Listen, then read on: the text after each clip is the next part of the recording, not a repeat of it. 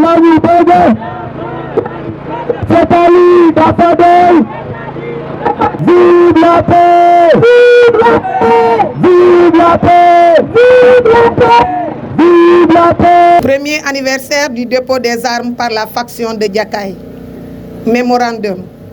Ce mémorandum fait suite à l'acte 2 des négociations entre l'État du Sénégal et la faction de Diakaye, venant achever un long processus de dialogue et de négociation entamé en Gambie à Banjul en 2021, lequel s'est poursuivi à Tambacounda, puis à Kabrousse dans le département d'Oussouye et matérialisé par l'acte symbolique et historique de dépôt des armes d'environ 255 combattants de la faction de Diakaye le 13 mai 2023 au village de Mongon, département de Bignona.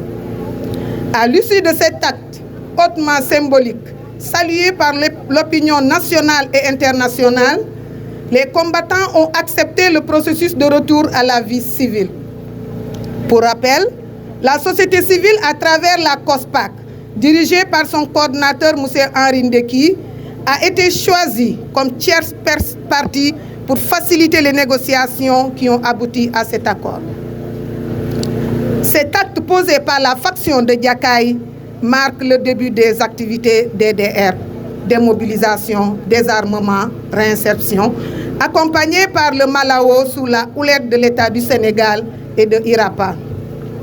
C'est ainsi que les ex-combattants ont pu bénéficier d'un accompagnement multiforme allant du cash transfert au financement de projets individuels en passant par l'accompagnement psychosocial pour certains parmi eux, tout ceci grâce au soutien financier, technique et moral de l'USAID à travers le CRS et ses partenaires de mise en œuvre, à savoir Caritas et Dynamique de paix en Casamance.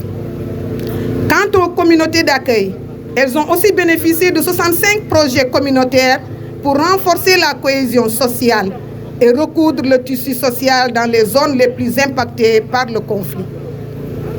La matérialisation des engagements de l'État du Sénégal et de son partenaire USAID est visible à travers la formation des ex-combattants dans les domaines agricoles, la mise en œuvre effective des projets communautaires dans les secteurs de l'éducation, de l'hydraulique rurale, de l'agriculture, de la pisciculture, du machinisme agricole et de la mobilité dans les zones insulaires. Elle s'est aussi concrétisée par la délivrance des actes d'état civil au bénéfice de plus de 500 000 personnes dans les 30 communes de la région de Ziguinchor, rétablissant ainsi ces personnes dans leur dignité et leur citoyenneté. C'est pourquoi, l'État étant une continuité, nous exhortons les nouvelles autorités à consolider les acquis par la poursuite de la réalisation des points d'accord de l'engagement signé dans les accords de paix de l'acte 3 du 13 mai. Il s'agit du désenclavement, de la construction des infrastructures sociales de base, de l'accès à l'eau et à l'électricité, les communications, le renforcement de la sécurité, la prise en charge des populations déplacées, réfugiées et retournées. Nous réitérons nos remerciements à l'ancien gouverneur, M. Guedji Diouf, à son successeur, M. Mortalatine, au comité ad hoc à travers le comte amiral Farba Sarr, ministre conseiller chargé des affaires de sécurité, à la fondation AJWS, à la coopération espagnole, à l'Union européenne à travers HD.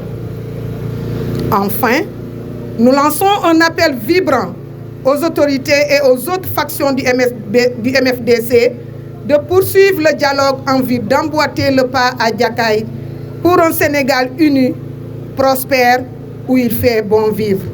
Fait à Ziguinchor le 12 mai 2024 par la société civile et ses partenaires. Je vous remercie. C'est Ali Dafadel. Vive la paix! Vive la paix! Vive la paix! Vive la paix! Vive la paix!